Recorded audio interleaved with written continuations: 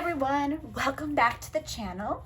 Today we are stitching up this in the hoop maple leaf quilt block, and I'll walk you through each step, and it's just in time for fall weather. So let's begin.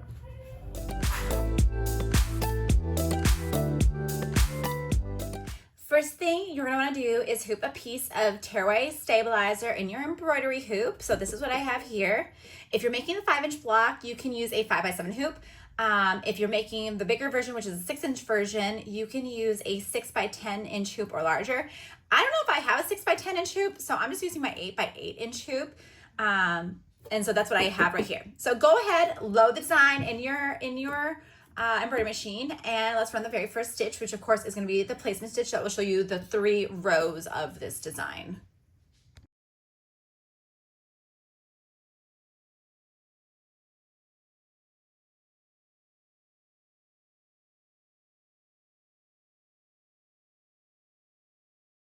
Take a closer look at the 3 rows. I know it's hard to see because I use white thread and it doesn't stand out as much, but I want you to look at this first top row. It does consist of a block and 4 triangles, and it should follow this pattern right here. The middle row looks like this: 2 full squares and 2 triangles, and it should follow this pattern right here. And the bottom finishes it off. And what's special about this one, of course, is it has the stem right here. So it has this interesting shape right here that you will stitch first with 2 triangles on the outside, 1 square, 2 triangles, and it should follow this pattern right here. Now let's prep our fabric. First of all, I have already starched and ironed all my fabric pieces, but we are going to need to cut some things out to make it easier so I can be more systematic about this. If you want to use scraps, that's fine. You can be fun with this and have your many different design colors for each of the maple leaf parts if you want. I'm just going to do a more traditional route here. So look at this very middle roll right here. This is just 1 square box. And what I want to do is measure the 1 square block from this design. So I'm using, of course, a 6-inch one. And if I measure it, it is about 2 inches, maybe like a sliver above 2 inches in width. And it is 2 inches in height because, of course, it's a square. Okay. What I like to do is add an extra inch to that measurement because that gives you enough wiggle room for trimming and seam allowance.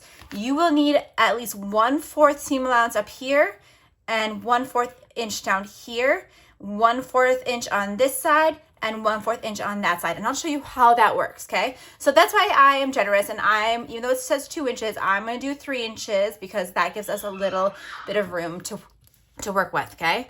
And so follow your pen and determine how many leaf color squares you need and how many background squares you need. So I'm gonna do that right now.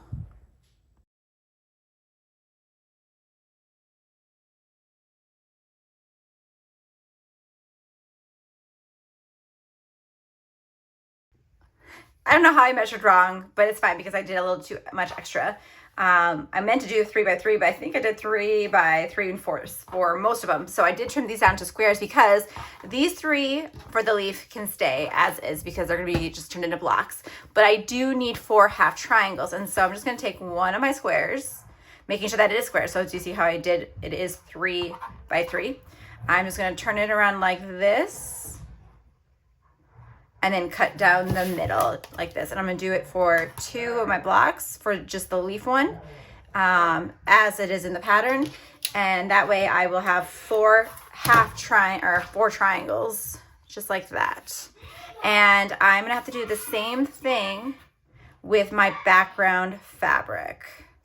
So what I just did now, I'm gonna count how many squares I need for my background fabric, and then how many triangles I need, and do the cutting and prep work. That way when I get to my sewing machine, I can just stitch.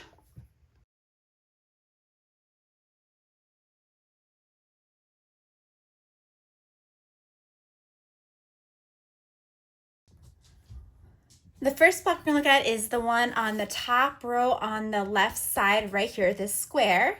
And this one is gonna be the background color, so it's not part of the leaf.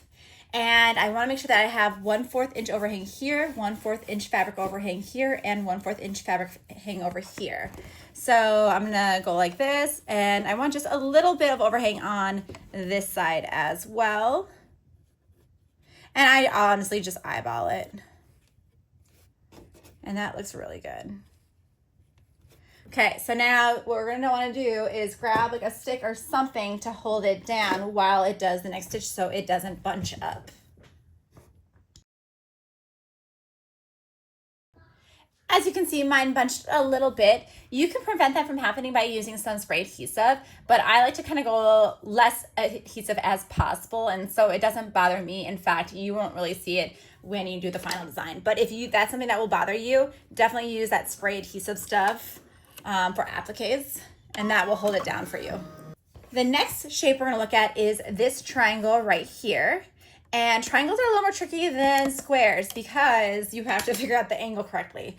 So you're gonna take a piece of your maple leaf fabric, and I'm using red. This is the right side up. You're gonna turn it wrong side over, and you're just gonna mirror it. So if you can see, this is mirrored shape. So what I mean by that is this diagonal is right here, and then now this diagonal is right here. Okay, so it's mirrored, and like again, wrong side facing up because we're going to do the flip and fold method. Okay, and you just want to have it overhang just enough like this, and you definitely want 1/4 inch fabric down here because this is what's going to be where you cut. Okay, and that actually looks pretty good. And so I'm going to do the first stitch, which is the tack down stitch. So now we're gonna just fold it over so that the right side is facing up. And we're gonna wanna make sure that it gets all across that whole diagonal side because that's what's gonna be stitched next. Got plenty of overhang right there, which is beautiful. And so you're gonna give it a finger press just like so and run the next stitch. My next one is going to be the fabric on the outside that's not part of the maple leaf. And of course, this is my right side right here, which is kind of hard to see because this is the wrong side. It's a little bit grayer, as you can see. And all I'm gonna do is take the diagonal line and match it up to this diagonal line. And then I'm gonna have more at the top this time because it's gonna be, I want the overhang right up here. Okay, so I'm just gonna go a little bit over the overhang. I just wanna make sure that it gets all the way over.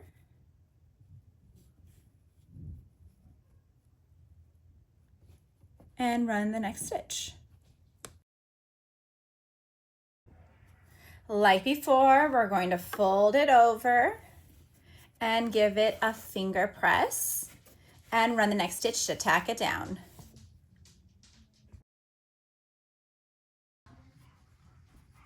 I am going to finish this row using the same method for the last two triangles, and then I'm going to show you how to get started on the second row.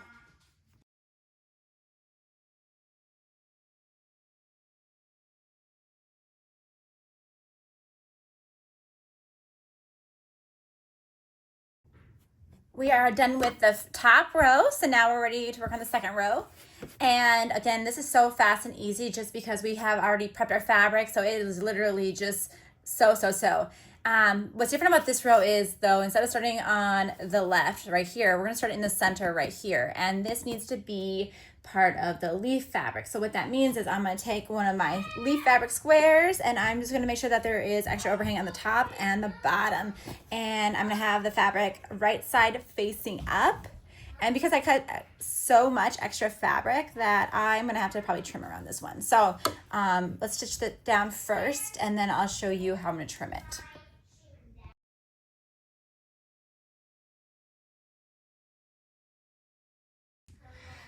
Like I said, it does need a little trim on this side and this side. So I'm just gonna grab my applique scissors and just do a quick little trim. It does not take long whatsoever. Does not have to be as close as normal, like when you do appliques where you need to be really close to those satin stitches. I just give it a quick little snip.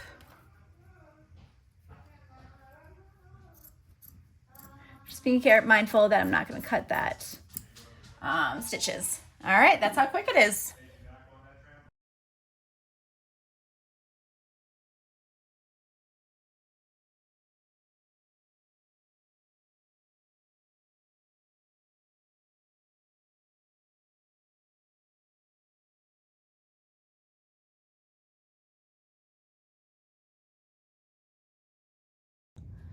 We are on the last row now, and we are going to work on this stem right here. That is what will be sewn first. So I just have a scrap of brown right here, and I'll lay it just like so and do the first stitch.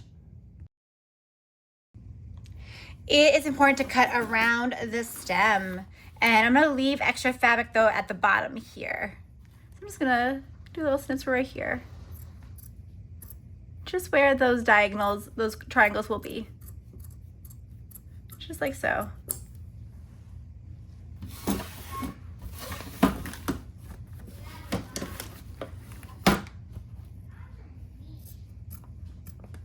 Kind of a weird angle here at the camera.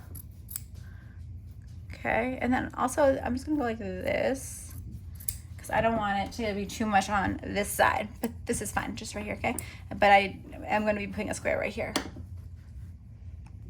All right, so for the rest of it, I'm just gonna follow the same thing of doing the fold and flip, or basically the fold and flip method. So let's watch this.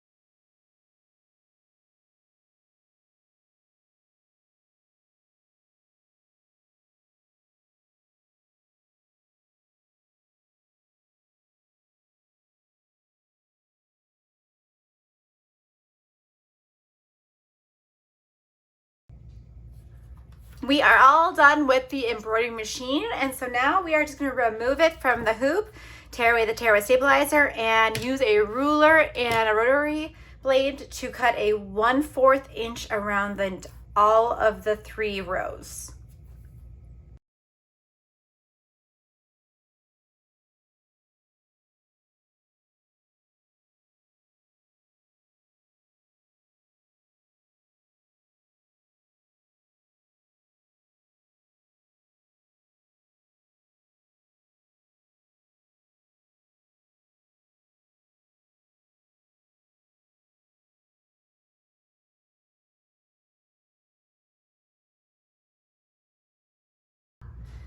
All right, I trimmed all the edges, so now I'm just gonna take it to my iron real quick and do a quick press before I attach them with my sewing machine. The embroidery part is over. Now comes the sewing machine part, and I will be honest, I am not the best at using my sewing machine. I am more into embroidery because it is just so easy to do. It makes it very perfect. But if you're good at sewing, this will be a cinch. So what I'm gonna do is I'm gonna do the top piece to this one first. So I'll just go like this. And I don't know the best tricks or anything, but I'm just gonna find the corner here. I'm gonna try to line it up to the corner here. I bet you guys have probably a better method than me. Do what works for you. When I make quilt blocks, I do it on my embroidery machine for the fact of I used to do it on my sewing machine, but I'm just not good at it because I could never ever get everything lined up perfectly. Okay, so like that. Do a little quick little clip here. And so what you're gonna do is follow the stitch line right here and stitch all the way down because this is a 1/4 inch seam allowance. I'm gonna take it to my sewing machine to do that. All right, there's my first row, and oh my goodness, guys, it is lined up perfectly. That never happens for me. So I'm just gonna go iron this flat real quick, and then I'm going to attach this bottom one right here, and then we will all be done with this quilt block. All right, here is my other row, and you can see I was a little off on this one. Not terrible, because it's actually pretty good right here, but it is what it is. Thanks for watching. This design is free on my Patreon. Check the link below. And don't forget to like, subscribe, and follow for more creative fun.